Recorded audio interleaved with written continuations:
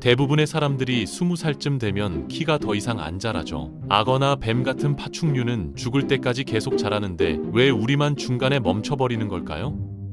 사실 이건 단순히 성장의 문제가 아니라 우리 몸이 살아남기 위해 선택한 전략이거든요. 더 놀라운 건 나이가 들면 오히려 키가 줄어든다는 사실이에요. 만약 인간이 계속 자랐다면 어땠을까요? 3m가 넘는 거인이 되어 모든 일이 편해졌을까요? 아니면 우리 몸이 감당할 수 없는 치명적인 문제에 직면했을까요? 지금부터 왜 인간의 성장이 멈추는지, 그리고 나이가 들면서 우리 뼈에 어떤 변화가 일어나는지 그 뒤에 숨겨진 놀라운 생물학적 비밀을 파헤쳐 보겠습니다. 우리 몸의 뼈에는 성장판이라는 특별한 부위가 있어요. 이건 뼈의 양 끝에 위치한 연골 조직으로 여기서 끊임없이 새로운 뼈 세포가 만들어지면서 우리 키를 쑥쑥 자라게 해주는 겁니다. 성장판은 마치 자동차 공장의 조립 라인처럼 4개의 구역으로 나뉘어 있어요. 맨 위에는 휴지층이라고 해서 비교적 쉬고 있는 연골 세포들이 대기하고 있고, 그 바로 아래 증식층에서는 세포들이 미친 듯이 분열하면서 세로로 긴 기둥 모양을 만들죠. 이 증식층이 정말 중요한데 여기서 연골 세포들이 계속해서 복제되면서 아래쪽으로 밀려 내려가거든요. 마치 컨베이어 벨트처럼 새로운 세포가 계속 만들어지는 거예요. 그 다음 비대층에서는 분열을 멈춘 세포들이 크기만 엄청나게 부풀어 오릅니다. 원래 크기의 몇 배로 커지면서 뼈가 길어질 공간을 확보하는 거죠.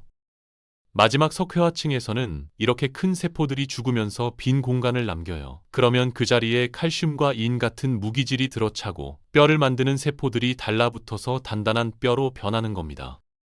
이 4단계 과정이 끊임없이 반복되면서 성장판 전체가 조금씩 위로 올라가는 것처럼 보이고, 그 결과로 뼈가 길어지는 거예요. 어릴 때는 이 시스템이 완벽하게 작동하면서 우리를 계속 크게 만들어주죠. 한 달에 몇 밀리미터씩, 1년이면 수 센티미터씩 자라는 게 바로 이 성장판의 작품입니다. 팔다리의 긴 뼈마다 양쪽 끝에 성장판이 있으니까 한 뼈에서만 2군데씩 자라는 셈이에요. 악어도 똑같은 방식으로 자라요. 성장판에서 계속 새로운 뼈가 만들어지니까 평생 자라는 거죠. 5m 넘는 악어가 있는 이유가 바로 이거예요. 그런데 인간은 사춘기가 끝나면 상황이 완전히 달라지거든요. 여기서 핵심 역할을 하는 게 에스트로겐이라는 호르몬입니다. 남자든 여자든 사춘기에 에스트로겐 농도가 올라가는데, 남성의 경우 테스토스테론이 체내에서 에스트로겐으로 전환되면서 같은 효과가 나타나죠. 사춘기 초반에는 에스트로겐이 오히려 성장판을 자극해요. 뇌하수체에서 나오는 성장 호르몬과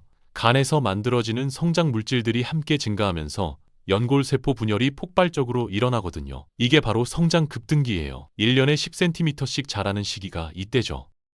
중학교 때 몇 달 안 본 친구가 갑자기 훨씬 커져 있는 경험 다들 있잖아요. 여자아이들은 보통 10세에서 12세 사이에, 남자아이들은 12세에서 14세 사이에 이 급등기를 겪는데, 짧게는 2년에서 길게는 4년 정도 지속됩니다. 이 시기에는 성장판의 증식층이 최대한 활성화돼서 연골세포들이 엄청난 속도로 분열해요. 평소의 2배에서 3배까지 빠르게 분열하면서 키를 쭉쭉 키우는 거죠. 하지만 에스트로겐 농도가 계속 높아지면 상황이 역전됩니다. 낮은 농도에서는 성장을 돕던 에스트로겐이 높은 농도에서는 정반대 역할을 하거든요. 고농도의 에스트로겐은 성장판 세포를 늙게 만들어요. 과학자들이 토끼와 쥐, 사람을 대상으로 연구한 결과 에스트로겐을 많이 투여하면 성장판에서 세포 분열이 줄어들고 세포 사멸이 증가한다는 게 밝혀졌거든요. 연골 세포들이 더 이상 분열하지 않고 죽기 시작하면서 성장판의 연골층이 점점 얇아지는 거예요. 증식층의 높이가 줄어들고 비대층의 세포들도 제대로 커지지 못합니다. 그리고 결국 그 자리를 뼈가 완전히 채워버리면서 성장판이 사라지게 됩니다. 이 과정을 성장판 유합 또는 성장판 폐쇄라고 부르죠. X선 사진을 찍어보면 성장기에는 성장판이 까만 선으로 보이는데 연골은 방사선을 통과시키니까 검게 나오거든요. 그런데 성장이 끝나면 그 자리에 가느다란 흰 선만 남아요. 이게 성장판이 완전히 뼈로 바뀌었다는 증거입니다. 정형외과에서 아이들 키가 더 자랄지 확인할 때 손목 X선을 찍는 이유가 이거예요. 실제로 에스트로겐 수용체가 없는 유전자 변형쥐나 에스트로겐을 만들지 못하는 특정 환자들은 성장판이 늦게까지 열려 있어서 성인이 되어서도 계속 자라는 현상이 관찰됐어요. 이런 환자들은 20대에도 키가 계속 자라다가 결국 비정상적으로 큰 키와 함께 뼈가 제대로 굳지 않아서 골절 위험이 높아지는 문제를 겪게 됩니다. 성장판이 완전히 닫히면 구조적으로도 연골층이 사라지고 세포학적으로도 더 이상 분열 가능한 연골세포가 남지 않게 됩니다. 그러면 뼈 길이를 늘릴 수 있는 재료 자체가 없어지는 거죠. 흥미로운 건 각 뼈마다 성장판이 닫히는 시점이 다르다는 거예요. 손발 같은 말단뼈는 14세에서 16세 사이에 먼저 닫히고 무릎과 골반뼈는 16세에서 18세, 쇄골처럼 몸통에 가까운 뼈는 20세에서 25세까지도 열려 있을 수 있거든요. 그래서 키는 더 이상 안 자라는데 어깨가 조금 더 넓어진다거나 하는 일이 생기는 겁니다. 전체적인 골격이 완성되는 데는 생각보다 시간이 오래 걸려요. 가끔 호르몬 불균형 같은 의학적 문제로 이 과정이 제대로 진행되지 않는 경우가 있는데 역사상 가장 키가 컸던 사람 중 하나인 로버트 워들로는 2.7m가 넘었어요. 그는 뇌하수체 종양 때문에 성장 호르몬이 계속 과다 분비됐고 그 결과 성장판이 정상적으로 경화되지 않았거든요. 22살까지도 계속 자랐다고 해요. 하지만 대부분의 사람들은 정상적으로 성장판이 굳으면서 18세에서 20세 사이에 성장이 완전히 멈추게 됩니다. 여성은 보통 남성보다 1년에서 2년 정도 빨리 성장이 뻗나죠. 그런데 여기서 더 근본적인 질문이 생기죠. 애초에 왜 인간의 몸은 성장을 멈추도록 설계된 걸까요? 계속 자라면 더 좋은 거 아닐까요? 이 질문의 답은 에너지와 열의 문제에 있습니다. 인간을 포함한 포유류와 조류는 엄청난 에너지를 소비하는 생물이거든요. 우리는 빠른 신진대사 덕분에 장거리를 달리거나 오랫동안 활동할 수 있어요. 마라톤 같은 지구력 경기에서 인간이 유독 강한 이유가 여기에 있죠. 하지만 이 빠른 대사는 쉬고 있을 때도 엄청난 양의 에너지를 필요로 합니다. 우리가 가만히 앉아 있을 때도 심장은 뛰고 뇌는 작동하고 체온을 유지하기 위해 열을 계속 만들어내거든요. 그리고 이 에너지를 태우는 과정에서 어마어마한 열이 발생하는데 여기서 중요한 수학적 원리가 등장합니다. 이걸 표면적 대부피 비율 문제라고 해요. 동물이 커질수록 몸의 부피는 세제곱으로 증가하는데 표면적은 제곱으로만 증가하거든요. 쉽게 말해서 몸집이 2배로 커지면 부피는 8배가 되는데 표면적은 4배밖에 안 된다는 거예요. 부피가 늘어나면 그만큼 열을 더 많이 생산하는데 열을 밖으로 내보낼 수 있는 표면적은 상대적으로 적게 늘어나는 셈이죠. 이게 정말 치명적인 문제예요. 예를 들어 볼게요. 키가 1.7m인 사람이 3.4m로 2배 커진다고 상상해 보세요. 그러면 몸무게는 8배가 되고 몸에서 만들어지는 열도 8배가 됩니다. 하지만 피부 표면적은 4배밖에 안 늘어나요. 8배의 열을 4배의 표면적으로 발산해야 하니까 단위 면적당 발산해야 할 열이 2배로 늘어나는 겁니다. 계속 자라다 보면 결국 우리 몸이 생산하는 열을 제대로 발산하지 못하게 돼요. 그러면 체온이 위험할 정도로 올라가서 생명에 치명적인 문제가 생기는 거죠. 사람은 체온이 42도만 넘어가도 뇌세포가 손상되고 장기가 망가지기 시작하거든요. 그래서 우리 몸은 일정 크기에서 성장을 멈추도록 진화한 거예요. 이건 생존을 위한 필수적인 안전장치인 셈이죠. 만약 우리가 계속 자랐다면 더 크고 강해졌을지 몰라도 과열로 죽었을 가능성이 훨씬 높습니다. 반면에 악어 같은 파충류는 완전히 다른 방식으로 살아갑니다. 이들은 냉혈동물이라서 체온을 스스로 조절하지 않고 외부 환경에 맡기거든요. 신진대사가 아주 느려서 대부분의 시간 동안 별로 에너지를 소비하지 않아요. 악어는 한 달에 한 번만 먹어도 살 수 있을 정도로 에너지 효율이 높죠. 그러니까 몸에서 생산되는 열의 양도 훨씬 적습니다. 파충류는 계속 자라도 상대적 표면적이 줄어들긴 하지만 애초에 발생하는 열의 양이 적으니까 문제없이 발산할 수 있는 거예요. 게다가 크기가 큰 것은 여러 면에서 유리해요. 포식자로부터 안전하고 먹이를 더 쉽게 잡을 수 있고 짝짓기 경쟁에서도 우위를 점하거든요. 큰 악어는 작은 악어보다 먹잇감의 선택폭도 넓고 영역 다툼에서도 압도적으로 유리합니다. 그러니까 파충류 입장에서는 계속 자라는 게 이득이에요. 열 문제만 없다면 말이죠. 실제로 악어는 나이가 들수록 점점 더 커지면서 생태계에서 강력한 포식자로 군림하게 됩니다. 50년 넘게 산 악어는 6m가 넘기도 하거든요. 인간도 계속 자랄 수 있다면 좋을 것 같죠? 높은 곳에 있는 과일도 쉽게 따먹고 사다리 없이 전구도 갈아 끼우고 말이에요. 하지만 우리는 그럴 수가 없어요. 우리의 뜨거운 신진대사가 허락하지 않거든요. 그런데 여기서 끝이 아니에요. 성장이 멈춘 후에도 우리 뼈는 계속 변화합니다.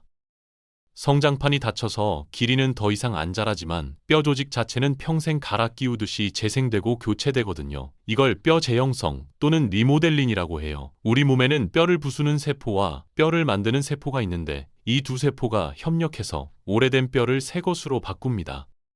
뼈를 부수는 세포들은 산과 효소를 분비해서 낡은 뼈를 녹여서 제거해요. 그러면 뼈를 만드는 세포들이 그 자리에 새로운 뼈 물질을 채워 넣는 거죠. 이 과정이 수십억 개의 작은 단위에서 동시다발적으로 일어나면서 뼈를 계속 새 것으로 바꿔요. 우리 몸의 뼈는 약 10년마다 완전히 새로운 뼈로 교체된다고 보면 됩니다.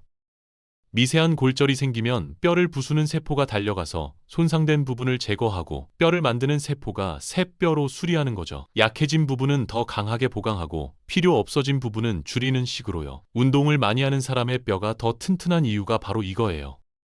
자극을 받는 부위에 뼈를 만드는 세포가 더 많이 활동해서 뼈를 보강하거든요. 20대에서 30대 초반까지는 뼈를 부수는 속도와 만드는 속도가 거의 똑같아서 골량이 최고치에 도달합니다. 이걸 최고 골질량이라고 하는데 이 시기가 뼈가 가장 튼튼한 때예요. 두 종류의 세포는 단순히 교대로 일하는 게 아니라 서로 신호를 주고받으면서 정교하게 조절됩니다.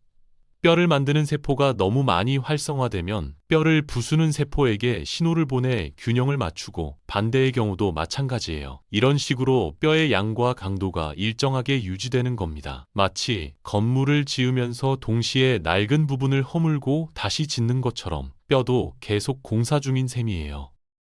그런데 40대부터는 상황이 달라지기 시작해요. 뼈를 만드는 세포의 숫자와 기능이 서서히 떨어지면서 새로운 뼈를 만드는 속도가 느려지거든요. 뼈를 만든 세포가 만드는 물질의 질도 떨어지고 칼슘을 침착시키는 효율도 낮아집니다. 반면에 뼈를 부수는 세포는 여전히 열심히 일하니까 뼈를 부수는 속도가 만드는 속도를 앞지르기 시작하는 거죠. 그래서 골량이 점점 줄어들어요.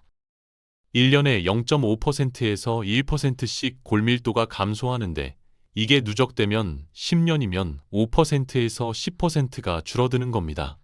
특히 여성은 폐경 이후 에스트로겐이 급격히 감소하면서 뼈를 만드는 세포의 생존율이 떨어지고 뼈를 부수는 세포의 활성이 상대적으로 증가해요.